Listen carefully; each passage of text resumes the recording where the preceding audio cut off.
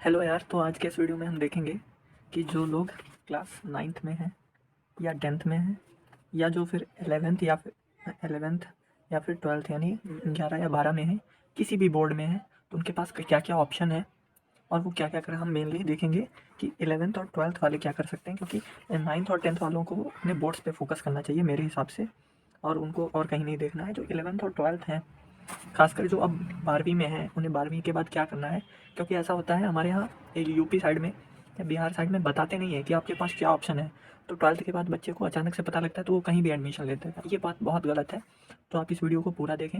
हम इस वीडियो में पूरा डिस्कस करेंगे कि 11th 12th इनके बाद आप क्या क्या कर सकते हैं, आप अपने इंटरेस्ट के हिसाब से क्या क्या नौकरी कर सकते हैं। ठीक है। तो अगर आप 11th या 12th में किसी चीज़ की, जैसे जेई, ये इंजीनियरिंग का एग्ज़ाम होता है, ठीक है ना, नीट, ये मेडिकल यानी डॉक्टर बनने का एग्ज़ाम होता है, अगर इनकी प्रिपरेशन कर रहे थे तो ठीक है। अगर आप 11th में आए हैं 11वीं में, तो आप इन दोनों में से किसी की भी तैयारी चालू कर सकते हैं। इससे आप इंजीनियर बनेंगे, इससे आप डॉक्टर बनेंगे, है ना। और अगर आप इनमें से किसी की तैयारी नहीं कर रहे थे, 12वीं में हैं और आपको कॉन्फिडेंस उतना नहीं है कि आप इंजीनियरिंग या डॉक्टर की तैयारी कर सकते हैं, तो आप 12th के बाद सीधे, है ना, तो कुछ लोग एनडीए की तैयारी करते हैं। अब एनडीए क्या होता है? नेशनल डिफेंस एकेडमी, ठीक है ना। इसमें सेना में जाने का मौका मिलता है। सेना के अंदर आर्मी, एयरफोर्स और नेवी तीनों आ जाते हैं। और आपको कोचिंग या फिर कहीं बाहर किसी की राय लेनी पड़ेगी, क्योंकि ये एग्ज़ाम्स जनरली बहुत टफ होते हैं। ये वन ऑफ द टफेस्ट यानी भारत में किए जाने वाले बहुत मुश्किल परीक्षाएं हैं। ऐसा नहीं है कि आप सीधे 12th के बेसिस पे ही पेपर देने और आप पास हो जाएं। ऐसा बहुत कम केस में होता है। कुछ लोग कर सकते हैं, लेकिन मैं आपको सलाह ज़रूर दूंगा कि आप किसी से राय लेके चलें। अगर ये एनडीए कर सकते हैं, या जो डिग्री करना चाहते हैं वो बीए कर सकते हैं। बीए से क्या होता है? बीए होता है बैचलर ऑफ आर्ट्स। ये जो है ये ह्यूमैनिटीज़ सब्जेक्ट पढ़ाए जाते हैं, यानी इतिहास, भूगोल, समाजशास्त्र, शिक्षा शास्त्र। तो आप इन विषयों को चूज़ कर सकते हैं। इसमें हिंदी भी होता है, इसमें भी स्कोप है, लेकिन स्कोप इसमें थोड़ा कम रह गया है बीए में, ठीक है ना। और इसी से एक लिंक्ड है, मतलब बीए और एक और विषय है बीएस, एक और BSc bachelor of science degree, ये भी आप कर सकते हैं। तो ये तो हो गया कि आप क्या क्या ऑप्शन है आपके पास। अब जो इंजीनियरिंग कर रहे हैं, करना चाहते हैं या करने वाले हैं या कर रहे हैं, उनके पास तो सीधे ऑप्शन है कि उनको वहीं से प्लेसमेंट मिल जाती है, नौकरी लग जाती है उनकी इंजीनियरिंग के लास्ट ईयर में, मतलब आखिरी साल में। और डॉक्टर हैं, उनका भी कुछ ऐसे ही सेम है, उनको भी प्लेसमेंट मिल जाती है। एनडीए वाले या आर्मी एयरफोर्स वाले, उनको वहीं पढ़ाया जाता है, वहीं नौकरी मिल जाती है। तो इन लोगों को ज़्यादा दिक्कत नहीं होती है। दिक्कत होती है बीए बीएससी वालों को। आइए देखते हैं। दिक्कत इंजीनियरिंग में ये भी है, अगर आप प्राइवेट कर रहे हैं तो। अगर आप बढ़िया कॉलेज से हैं और अच्छी आपकी पढ़ाई है तो कोई दिक्कत नहीं है। बीए बीएससी में दिक्कत ये है कि जनरली बीए बीएससी वाले कॉलेज जो है हमारे यूपी बिहार में, यहाँ ज़्यादा पढ़ाई होती नहीं है। तो बच्चों को पता नहीं होता कि ये पढ़ने क्या है। फिर वो सरकारी नौकरी की तैयारी करते हैं कब? जब ये डिग्री कंप्लीट हो जाती है। और कंप्लीट होने के बाद तब तक उम्र आपकी 21-22 साल हो जाएगी। 2-3 साल आपकी तैयारी में लग जाएंगे आराम से।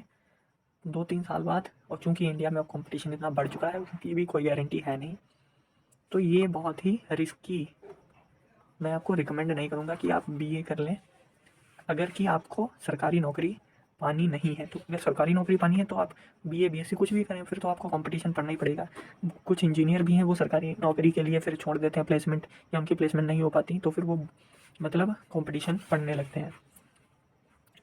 मैं सजेस्ट, अगर आप बीएससी में हैं, ठीक है ना, बीएससी में, तो आपके पास कई ऑप्शन है कि आप आईआईटीज़ में जा सकते हैं, और आईआईटी जैम के थ्रू आप आईआईटीज़ में जाएं और वहाँ से एमएससी कर लें। तो आपका एक बढ़िया बन जाएगा, आपका सीवी बन जाएगा, आपका नाम हो जाएगा, क्योंकि आईआईटीज़ जो हैं वो देश के बेस्ट इंस्टीट्यूट्स हैं। फिर आप गेट का एग्ज़ाम देके, गेट जो कि इंजीनियर भी देते हैं, मान लीजिए आप किसी प्राइवेट कॉलेज से इंजीनियरिंग कर रहे हैं, वहाँ से आपको प्लेसमेंट नहीं मिल रही, तो आप गेट का एग्ज़ाम दीजिए, पढ़िए अच्छे से। गेट का एग्ज़ाम भी हालांकि कठिन होता है, लेकिन आप उसकी तैयारी करिए बाहर।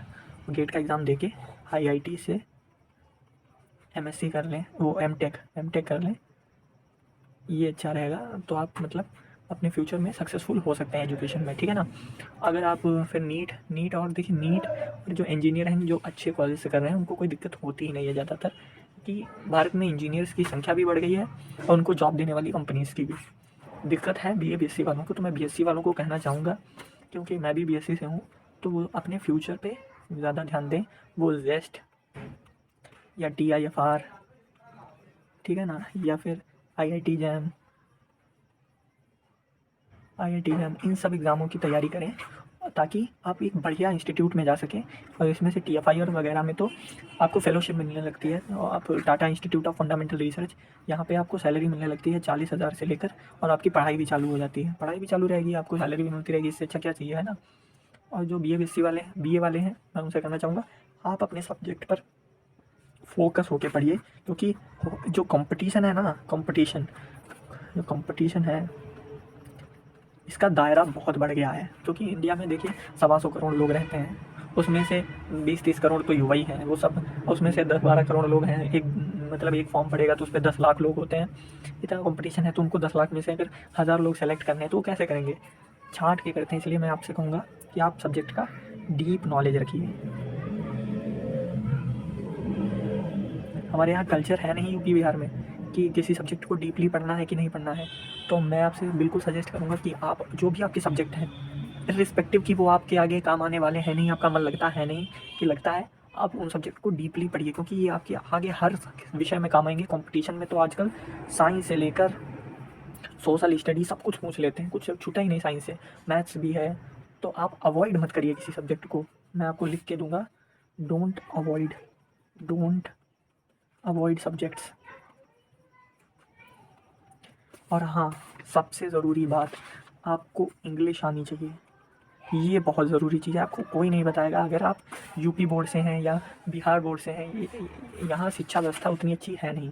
आपको ज़्यादातर जो अच्छी बुक्स मिलेंगी कॉम्पिटिशन की मिलें, या फिर जेस्ट TFIR IIT जैम की मिलें, या इंजीनियरिंग की मिलें, या फिर NDA वगैरह की, आपको अच्छे क्वेश्चंस हैं, जो अच्छे राइटर्स हैं वो सारी इंग्लिश में बुक्स लिखते हैं। तो आप कैसे पढ़ेंगे यार, आपको पढ़नी पड़ेगी अंग्रेज़ी। मैं भी एक टाइम था जब अवॉइड करता था, इतनी कठिन है नहीं जितना आपको लगता है। तो मैं आपको बिल्कुल रिक्वेस्ट करूँगा कि आप थोड़ा थोड़ा इंग्लिश में पढ़ने की आदत डालें, आपको आदत डालनी पड़ेगी, ठीक है ना। तो ये कुछ मेरी सलाह है, आप इस चार्ट को ध्यान से देख सकते हैं, समझ सकते हैं। और आपके जो प्रश्न हैं आप कमेंट सेक्शन में पूछें, मैं उसके उत्तर वहीं पे दे दूँगा या अगला वीडियो बना दूँगा। Thank you.